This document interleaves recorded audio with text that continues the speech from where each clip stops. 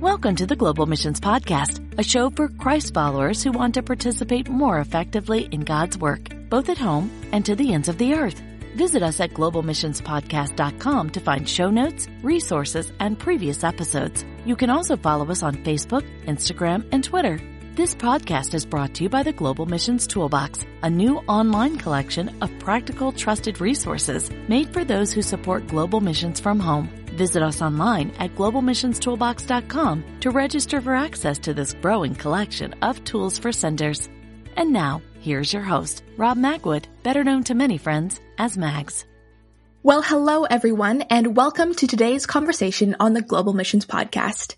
Today, you'll have the privilege of hearing a great conversation hosted by Mags about missionary care at every stage.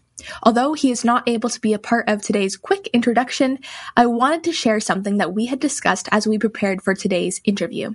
Mags especially has noticed that across the United States and Canada, most churches include, at least in their top 3 priorities, the idea of caring well for their mission workers.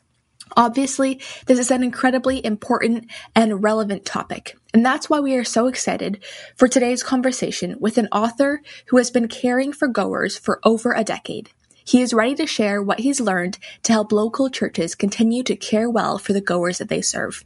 We think today will provide some really practical ideas, and we hope you'll come away with some great next steps for your church. Let's get into today's conversation with Ryan. Our guest today is Ryan Martin, who serves as the Director of Missions and Operations with Light Bearers Ministries. We'll hear a little bit about that in a moment. Prior to his current role at Light Bearers, Ryan served for a number of years as a missions pastor in a local church, and he currently resides in Fayetteville, Arkansas. Ryan and I were visiting before. We clarified which state and which Fayetteville he lives in. He's there together with his wife, Rebecca, and his children. Ryan, welcome to the Global Missions Podcast. Thanks for having me, Mags. Really looking forward to our conversation and being reminded and being stimulated on this idea of caring for those precious ones that have been sent out to serve. Before we get to our topic, though, we'd like to hear a little about your missions journey. I understand you recently completed your DMin program. Congratulations. Thank you. Thank you. That's a big step, too, and maybe you'll include that, but just give us a bit of a sense of your missions journey, please. Absolutely. So, grew up in a Christian home and came to faith at the age of 7 and was called into vocational ministry as a freshman in high school. I really thought that was going to take a student ministry route, as my student pastor was very influential in both leading me, pointing me to Christ, as well as just those early discipleship years, and felt like I was going to follow in his stead. In fact, during my student ministry years from kind of 7th grade on into my senior year of high school, our student ministry really began taking short-term mission trips across the United States. And then even my senior year of high school took my first international mission trip over to Wales, and really was formative in those years as far as just a love not only of travel, but also of other cultures and being able to share the gospel in various contexts. And so it was then through that I graduated high school, went on to college, and began to continue to think that student ministry was going to be that route, but was afforded the opportunity to be a summer missionary with the North American Mission Board in New York City, 2 times actually, once during my junior year of college, and then on into my master's program at Southern Seminary, went back up to New York for another stint for another summer. And it was really through those summer missionary opportunities that the Lord just redirected that particular calling towards missions. And it was really a no-brainer as I began to debrief even with my parents and other mentors in my life just about what that was going to look like.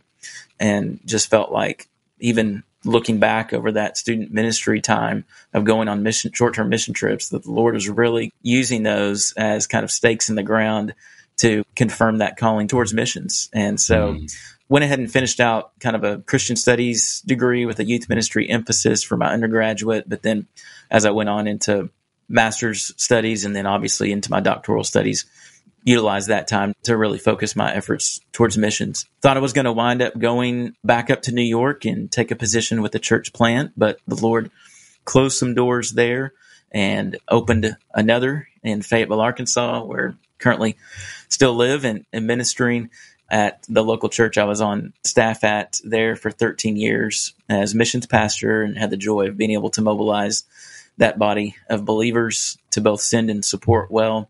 And then have, for the last 2 years now, been in this position with Lightbearers Ministries as their director of missions and operations. I appreciate the sketch of your journey along the way, Ryan.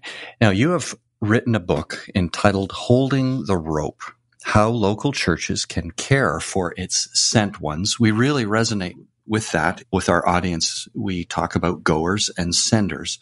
I do want to stop on the title just for a minute, though, because this idea of holding the rope, some may be familiar with that analogy and some might benefit from understanding. What do you mean by holding the rope? Sure. That title really came from what many may know of in missions history from William Carey.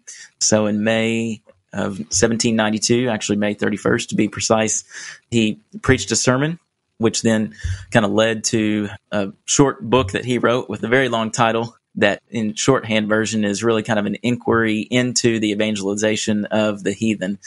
But he felt a great desire to take the gospel from his home country of England into the dark, unreached and unengaged places of the world. He felt a call to India and was told by those that heard that sermon to sit down. And if God wanted to save the heathen, that he would do it even without Carey and others going. Carey pushed beyond that and felt like the Lord was calling him to go down into the pit, if you will, of darkness, of lostness into India.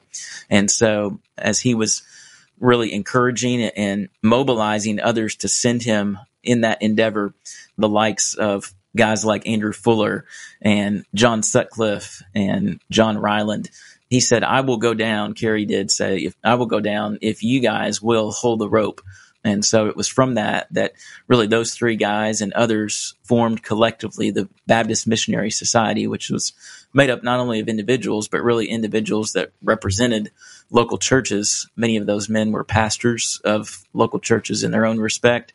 So they came together to form that Baptist Missionary Society that in turn was really the sending force behind Carey and others going to India and seeing a very faithful and fruitful ministry that Carey had that still has ripple effects even today. Well, here again, we see the dynamic of goers and senders. So those holding the rope, the goer is going down, descending, if you will, into the darkness, like you said. And the senders, many of us who are at home here or in local churches, are holding those ropes while our goer is descending. What motivated you to write the book, and why now? Yeah, I mean, obviously, having served 13 years as a missions pastor, had several opportunities to send some of our own, some of those being young professionals, be that through like the IMB's Journeyman program or other kind of short-term opportunities that the IMB and other agencies help to establish and give opportunity for. But then also, too, we had a couple other families. One was a family with younger kids that began to experience for their own children just some struggles as their kids were acclimating to the field. And so having to work hand in hand with them as far as helping them shepherd their children in life on the field. Certainly their children were following in their parents' calling and helping that family just kind of work through that season of ministry and get settled on the field. So too was another family that kind of on the other end of the spectrum became empty nesters and were on the field for well over a decade working with the tribal people in South Africa. And as they began to just shift into a new season of life as empty nesters, as their kids had gone back stateside to college and got married and started having their own families, they in turn, in their ministry role and ministry assignment, shifted from working with indigenous people group in a tribal setting to more of an urban and rural setting among refugees. And so a lot of that work then caused them to have to give and be expended in very strenuous ways. And they got to a place where they experienced close to, if not burnout, and so had to come back and just be able to have some time of rest and recharge and even counseling just to kind of work through some of those things such that they could go back refreshed and ready to engage in a new season of ministry. And so really kind of all three of those examples, both in initially sending folks to the field as well as having to work on those that are acclimating to the field as they establish themselves there, as well as then receiving sent ones back and having to work through just some issues of burnout and the rest. Just kind of those examples really kind of just sparked within me a desire to help churches, not only our own, but others, to know how to care well for their sent ones in each of those areas of missionary care. Well, as I expressed to Ryan just before we started recording too, we so appreciate our authors who bring together these ideas and put it in an accessible form like a book for us. Today, we really want to get into that topic of the local church's role in providing missionary care. There are many stakeholders here, but you've heard Ryan refer to the role of the sending body, the sending church, participating brightly in that. It's helpful to hear how you became passionate about it. We'd like to have some suggestions for the components of member care across a missionary career, if you will. And just very simply, what Ryan has suggested is we'll look at pre-field, on-field, and post-field. So, Ryan, let's just start at the beginning, and we think about missionary care, goer care, in the pre-field stage. What do you have in mind here? Yeah, I think before even looking at pre-field, I think oftentimes churches tend to see sending and supporting and really kind of that commissioning service as the finish line more so than the starting point of a partnership. And often churches tend to punt, if you will, the role of missionary care to the agency rather than to see themselves as really kind of the main vehicle through which that care should be running through. And so as it relates to even pre-field care, I would say two areas in particular that I will touch on in the book is assessment and training, both. Churches are going to be able to know their missionaries the best, even more so than an agency will. Certainly, agency personnel are going to come very likely with a lot of field experience and even just to know the ins and outs of what life on the field is like. And so they're going to have various questions and other assessment metrics by which they're going to ask a particular missionary candidate. But really that day in and day out knowledge and even just the ministry skill set and readiness of that goer is going to be best seen in the context of the local church. And so I would say from a pre-field standpoint, assessment and training are going to be kind of two of those areas that a church is going to want to be able to address in a pre-field care stage. Well, that resonates with not only the agency that I serve with, but in general with what we're submitting from the Global Missions podcast too. The primary stakeholders at Sending Church. I wonder, Ryan, if you would just speak to how you can grow a church's capacity to help with assessment and training. I've met some churches and missions committees that say, well, we'd like to do more in that area. How would you say, here's how you could lift that capacity? Right. Certainly in each of these areas of pre-field, on-field, and post-field care, I want to be able to speak to both the smaller church and the larger church. Certainly larger churches are going to have the resources and the means by which they're going to likely, at least in terms of churches that I'm aware of, are beginning to, if they've not already had this on board for a number of years, a larger kind of missionary training pipeline and assessment and equipping kind of program, so to speak. But certainly for the smaller church, I think there's an aspect of assessment that can be done. I would point you to ministries like the Upstream Collective that has put together a number of resources, just a recent blog that came out in recent weeks that addresses kind of 10 questions to even ask a potential goer, a potential sent one. But then also, too, a larger resource that they have developed that's really a sent one assessment guide that really outlines 5 key areas that I would suggest are areas that a church of any size should be looking at as it relates to physical health, emotional health, mental health, spiritual health, and relational health. And really kind of looking at all 5 of those areas and peeling back with that potential goer or couple or family what those areas would reveal in terms of that goer's readiness and just areas that they need to grow in and to develop. And then from that assessment and really kind of asking those particular questions, which that self-assessment guide or sent one assessment guide will have particular questions in each of those categories that churches can utilize. Then from that assessment guide, then you can then work on a personal development plan. And so you're going to be able to see where your potential goers need to maybe grow in. Just by way of example, one particular young man that our church had the privilege of being able to send to North Africa on a 2-year stint.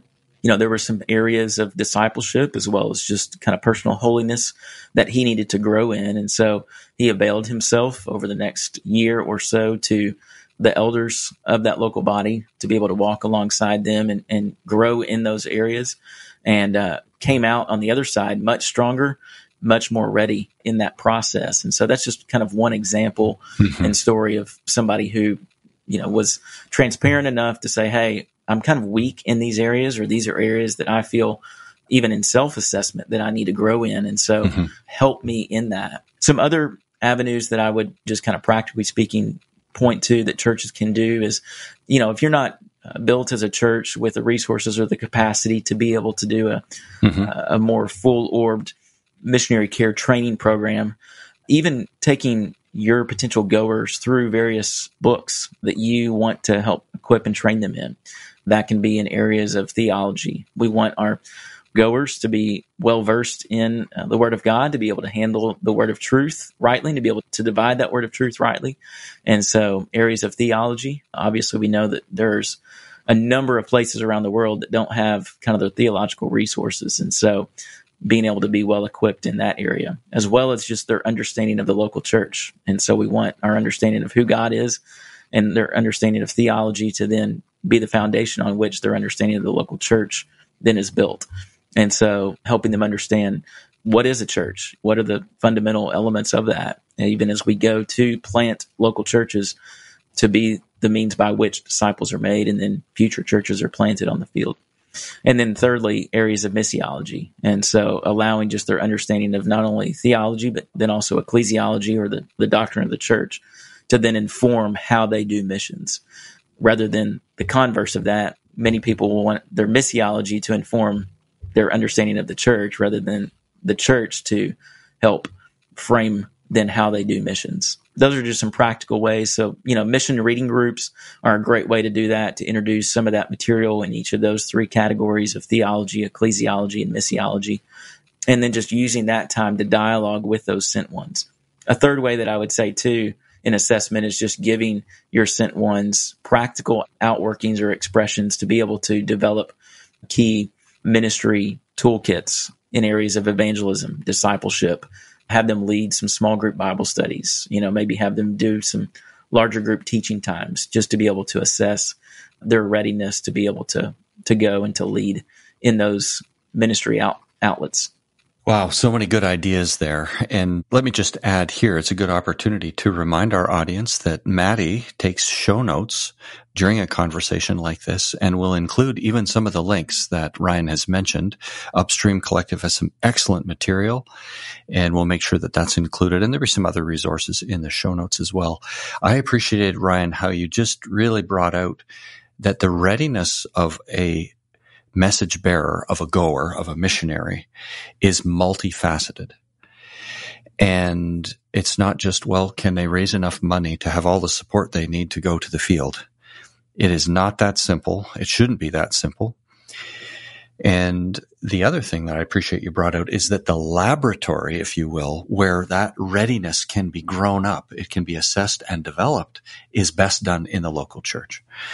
And so if you're listening from a local church, please do serve your goers well by creating the opportunities for them to understand themselves and then to stretch some of those ministry muscles, knowledge, that Ryan mentioned, the theology and ecclesiology and missiology.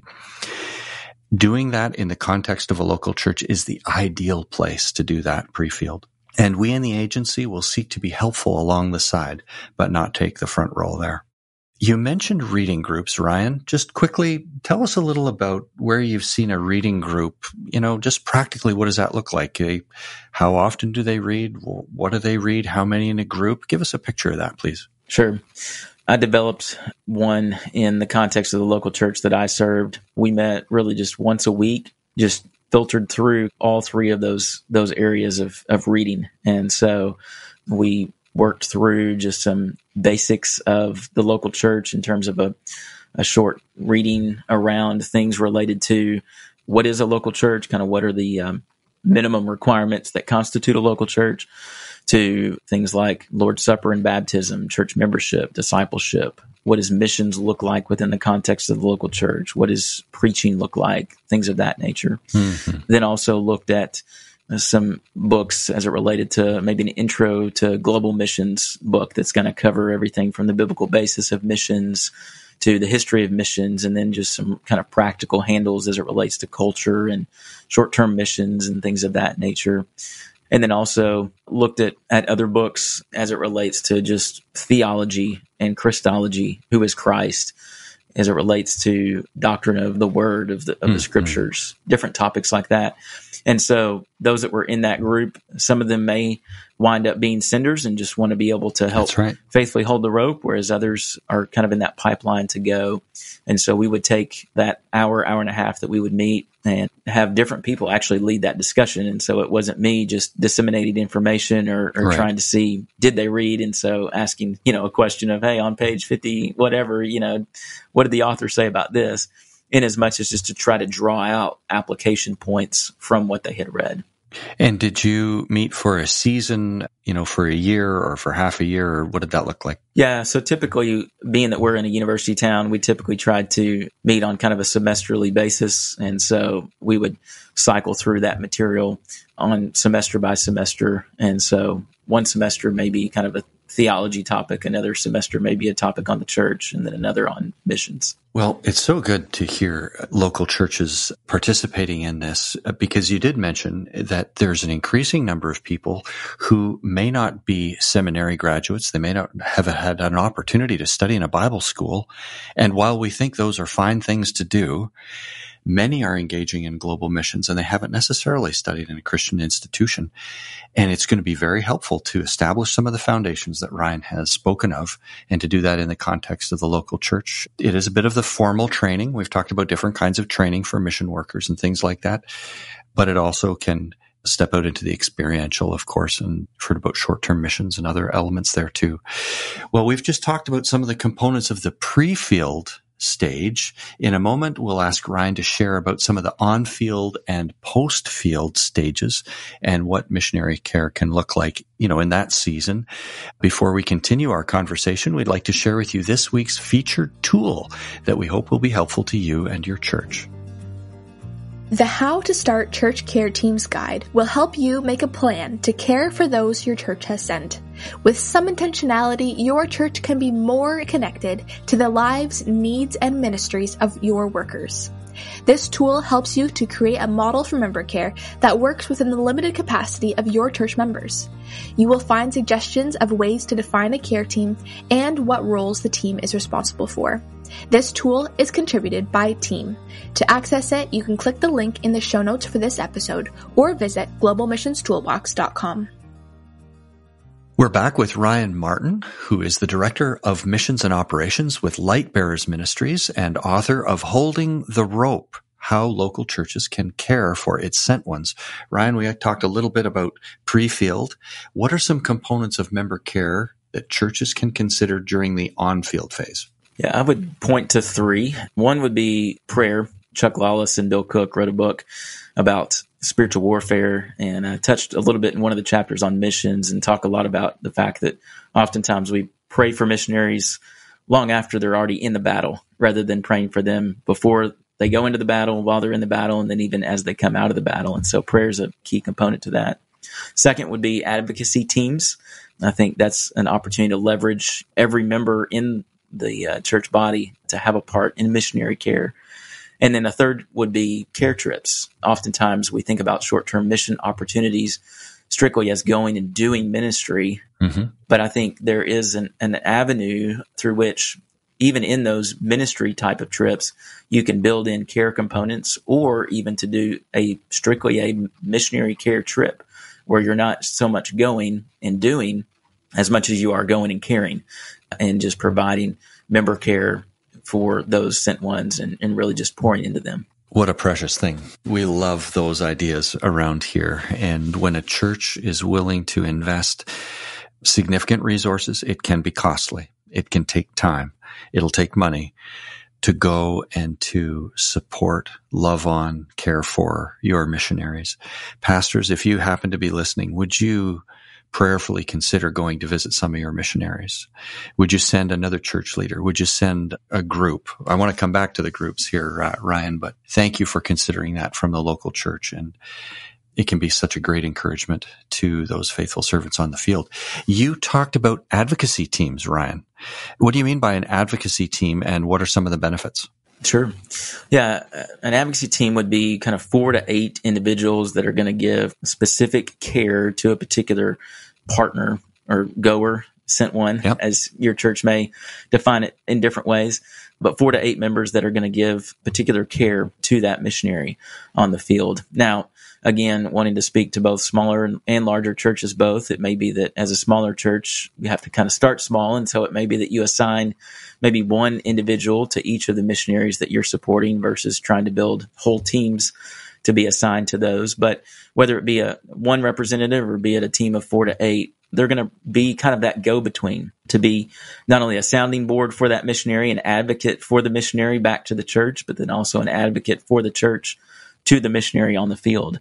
They're going to be that support system that missionary can lean upon to say, hey, we need a care package sent to us or brought over to us, or we need a care team brought over to give us kind of a spiritual retreat of sorts, or to lead a spiritual retreat, to be able to even just go and babysit our kids, so that we can have a date night or have a weekend away as a couple and to kind of re-engage with one another. But then also, too, they're going to be just a supplier of needs. I mean, they're going to be kind of that front line of communication to be able to reach out to that goer and to give them well wishes on their birthday and on their anniversary and on their kids' birthdays. And they're going to be those for whom hopefully that goer is going to have vested relationship with, such that they can call them up or email them and say, hey, I'm struggling with this. Can you pray for me in this, and mobilize the church to pray for us in these ways?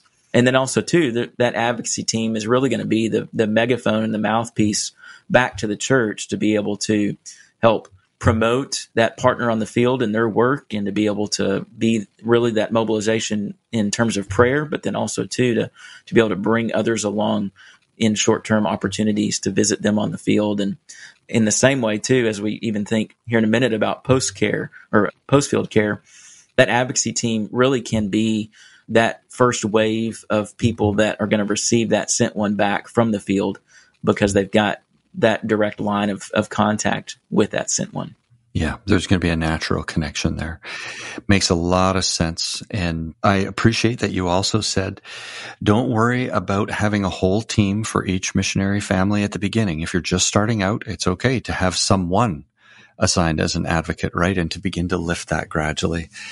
But just a great intentional group. You may have life groups or small group studies in your church that would form natural starter points for that. Please also think of including your youth in this as well. If your youth have small groups, and that can be part of an advocacy team for your mission workers.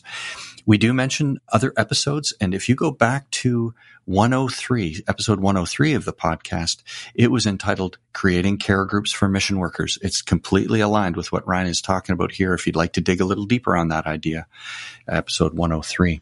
Ryan, let's skip forward. We're passing over so many ideas, I know, Sure, but yeah. Let's skip forward to the post-field stage of member care. These faithful folks have been serving in a context somewhere distant, maybe not too far, but they've come back to their sending church. What should that local church be considering at that stage? Hopefully, as you would pick up a copy of the book and read it, you're going to see 3 times I will draw a connection between all 3 of these stages of pre-field, on-field, and post-field care, both from a biblical foundational standpoint. Secondly, then from the understanding of how missionary care is understood from the field side of things, from the church's side of things, and from the agency's side. But then also, too, from just the practical outworking, as we talked about on the podcast today. And so as it relates even to post-field care, there is a direct link back to pre-field care. I would venture a guess that many churches get the concept of on-field care, but struggle in the area of pre-field care and post-field care. But with post-field care, as we're receiving those missionaries back, if there has been ample and adequate pre-field care done. By that, I mean that you've assessed your missionaries well. You know who they are. You know those pressure points and those things that they need to work on prior to going, and maybe even some areas that they might struggle in while they're on the field. You're going to then be able to take that post-field care and be able to address those things as they come back off the field, and to be able to do things like debrief and to provide adequate logistical support as they come back off the field, and to be able to see, okay, going into this season of ministry, be it for a 3 or 4 year term, you felt like you were going to maybe struggle in these particular areas. And so as we've talked with you while you're on the field, kind of here's how you've worked through those things. And then now as you come back, how are you personally doing? How are you doing as a family? Even taking some of those assessment questions that you worked with alongside that potential goer, now bringing those questions back in a post-field stage, and just to be able to see kind of how they're doing in those particular areas, and using that post-field care time as an opportunity to give your missionaries time to reflect and to maybe work on some areas that, hey, I need to kind of recharge in a personal spiritual discipline of this category or that category. Mm-hmm. But then also, too, I think as it relates to post-field care, building a helpful runway. And so you're not thinking about these things when you arrive at the airport to pick them up.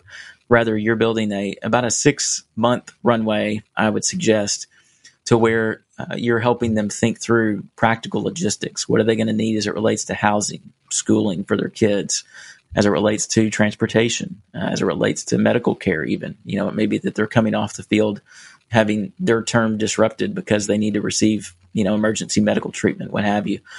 And so thinking through those types of things. And then even, too, discussing with your potential goer, what are some things that you would be helped by during this period of post-field care, and working those things into that debriefing process. We want our sent ones to be utilized adequately such that they don't feel like they're being overextended, but yet we also don't want to underutilize them either. And so we want them to be able to feel like they can come back into the fellowship of that local church that they were sent out through, to be able to sit under the regular preaching and teaching of the word, to be able to sit under and be a part of faithful, vibrant community in small groups and things like that. But then also to use them as mobilization pieces to mobilize others, to pray faithfully, to give sacrificially, and then to even go. And so thinking through, again, how are ways that we can do that, and working with your potential goer even before they come back off the field in ways in which we can do that successfully. Very helpful overview of a lot of ideas there. We have a few episodes also in the podcast about caring for returning missionaries, and there are some wonderful resources too. If you need some starting points, Melissa Chapman's book, Returning Well, is a wonderful resource. We talked with Melissa some episodes back that helps equip people in your local church to provide care for, I'll say it this way, Ryan, for folks who are returning healthy. Mm-hmm. This is not to provide special clinical care that might be required in special cases, but to come alongside as a brother or sister in Christ. And it provides the questions you can ask. It provides a very helpful framework. So check for those resources in the show notes if you're interested in just really thinking through how to help returning missionaries. You have mentioned in your writing debriefing. I just wonder, take us there just a little bit, Ryan. You think debriefing is important? Absolutely. I think. How's that for a setup, right? Yeah. Softball question for sure. Yeah, that's it. No, debriefing is huge. It's a case where missionaries are returning back to home, and I say that with scare quotes, because what was their home when they left is no longer what they would necessarily deem as home as they're returning. They probably have acclimated themselves so much so to where they're serving that feels more like home than does their sending country, or, at times maybe even sending church. And so helping them debrief well, and that can take various forms. The local church I served, we did that in a number of different avenues. It took the form of an elder or two sitting down with that missionary couple or family, and working through just some more particular debriefing questions. It also took shape in terms of that missionary unit, then meeting with our entire elder body just to give kind of more of a ministry update, so to speak.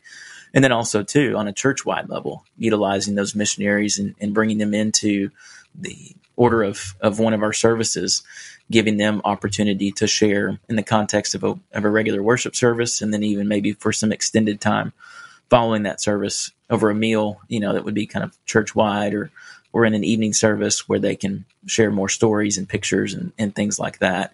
All those are debrief opportunities, not only to dig deeper into that individual's life as to how they're doing personally, but then also, too, to allow them to debrief and share stories from the field and to use that as mobilization opportunity. This is a very helpful summary from Ryan. The book that he has authored for us is entitled Holding the Rope, How the Local Church Can Care for Its Sent Ones. Ryan, I wonder if you have any complementary resources that you would recommend on this topic of caring for missionaries. I've already referenced the Upstream Collective. Those guys have written a wealth of resources that touch on everything from developing kind of mission awareness to then how to send well, how to support well, but they kind of center all of those resources around 15 sending elements. Two of those elements in particular, element 12 and element 15, talk about missionary care. And so within each of those, you've got a number of different resources. So I would check out the Upstream Collective. Even in the appendix of my book, I outline a number of those resources, and there's even a specific URL that's in the appendix of my book that the Upstream Collective has created, kind of a separate web page within their website that will highlight each of those resources pertaining to pre-field care, on-field care, and post-field care that I reference in the book. Also, three authors that I drew from pretty extensively in my research.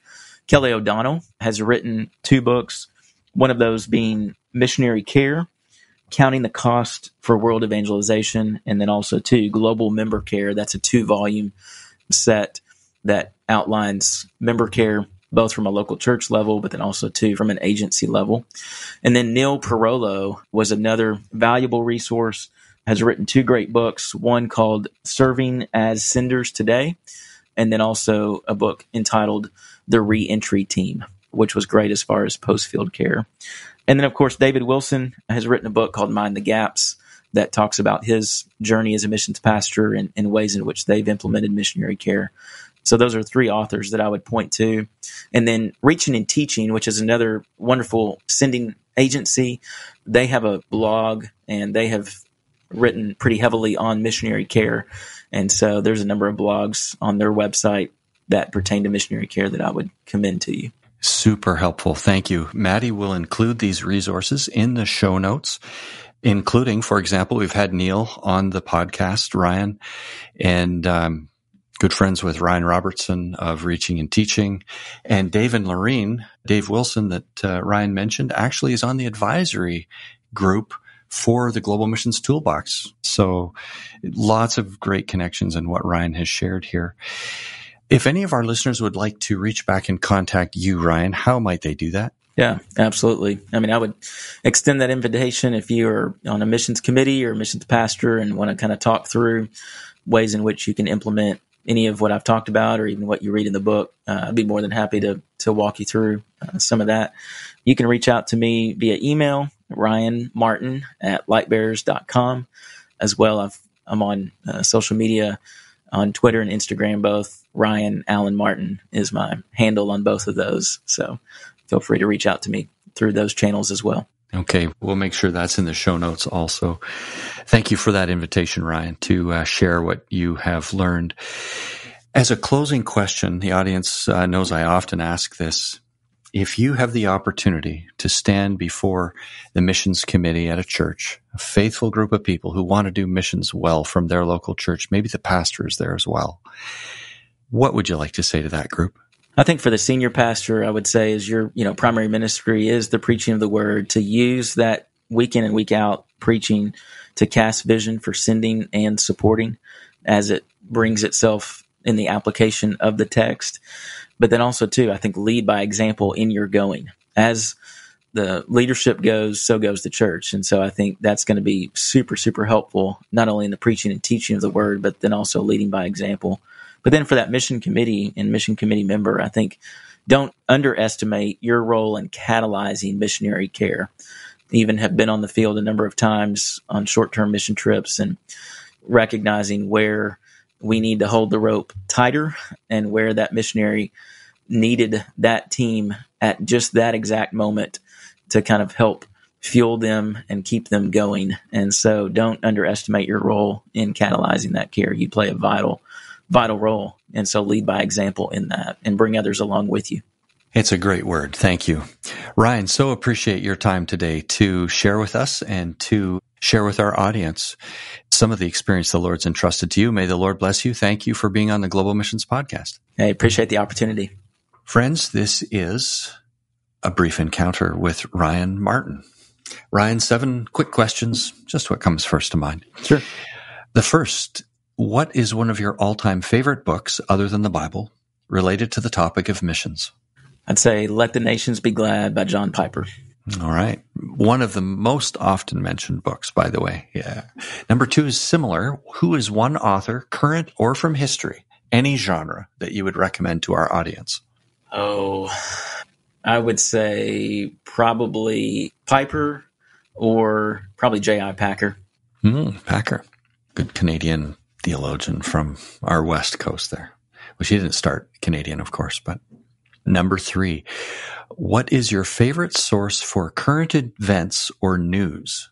World has a daily email that I subscribe to called The Sift, and it gives probably 5 or 6 headlines from around the world.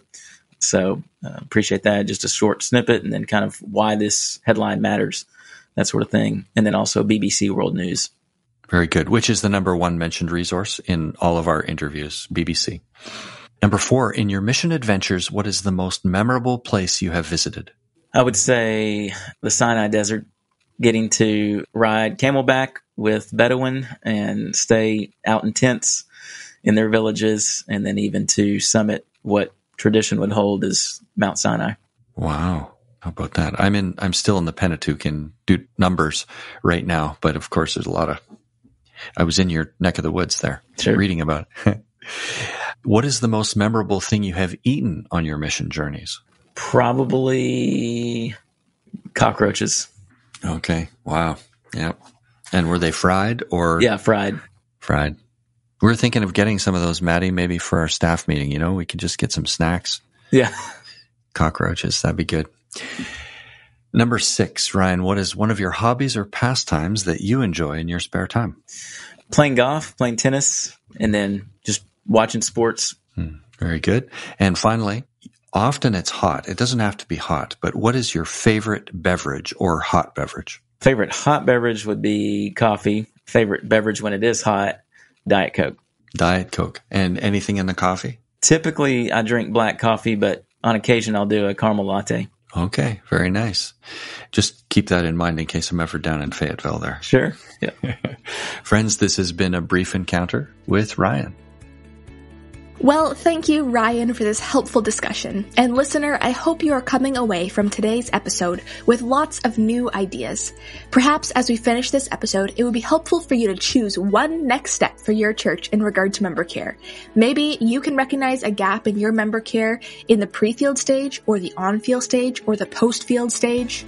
And if you're coming away from this conversation with an idea that you plan to implement, we'd love to hear about it. Why don't you send us a quick email at info@globalmissionspodcast.com.